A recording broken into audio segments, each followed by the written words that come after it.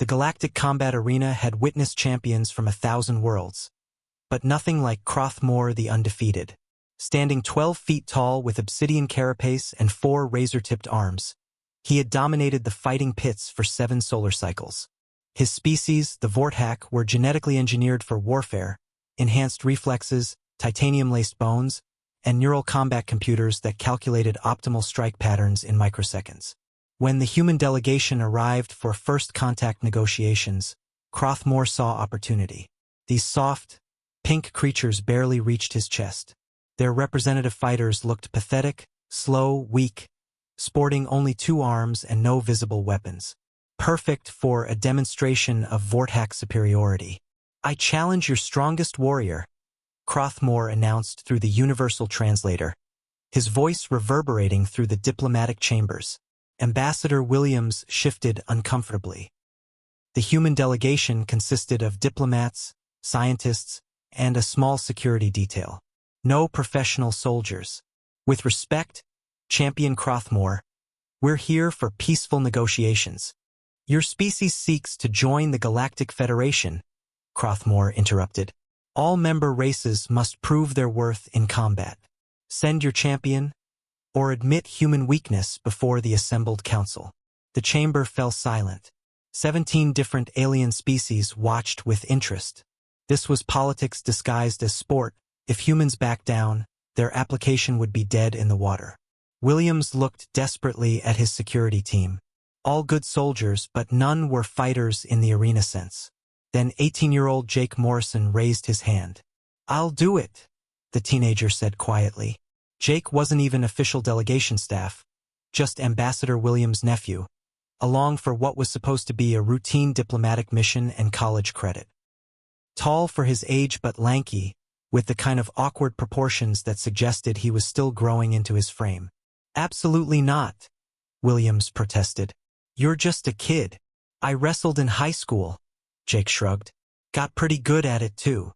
The alien council members chittered with what might have been amusement. Crothmore's mandibles clicked dismissively. "A child? This is your champion." Jake stepped forward, rolling his shoulders. "Guess so." The arena rules were simple. Unarmed combat until submission or unconsciousness. No weapons, no armor, no technological enhancements.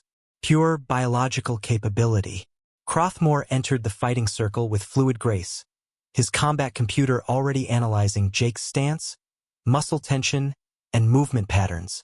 The human stood loose, almost casual, bouncing slightly on the balls of his feet. The starting bell chimed.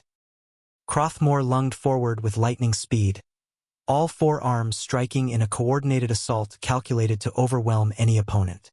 His neural computer, the scenarios, the human would be down in 2.3 seconds.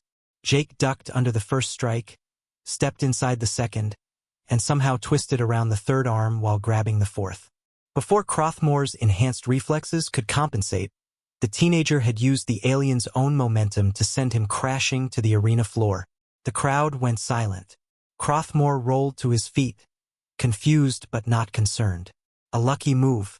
His combat computer recalibrated, adjusting for human unpredictability. He attacked again, more cautiously this time. Jake moved like water, not faster than Crothmore, but somehow always in the wrong place for the alien strikes to land. When the teenager finally engaged, it was with techniques Crothmore's computer couldn't process.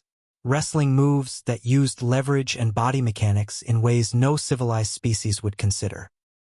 For 7 minutes, the arena echoed with the sound of a 12-foot alien warrior being systematically dismantled by a human teenager who treated the fight like a particularly challenging practice session. The end came when Jake got behind Crothmore during a grappling exchange and applied what humans called a rear naked choke. The Vorthak's enhanced physiology couldn't compensate for the simple reality of restricted blood flow to the brain. Crothmore tapped out. In the stunned silence that followed, Jake helped the alien champion to his feet. "Good fight, man. You're really strong." Later, xenobiologists would write papers about human kinesthetic intelligence, their ability to improvise movement solutions in real time, to adapt existing knowledge to novel situations, and to remain calm under pressure through sheer adolescent confidence. But in that moment, Ambassador Williams just watched his nephew scratch his head and ask, "So, did we pass the test or whatever?" The Galactic Council voted unanimously to fast-track humanity's application. Some species, they learned, didn't need genetic enhancement to be dangerous. They just needed a teenager who was pretty good at wrestling.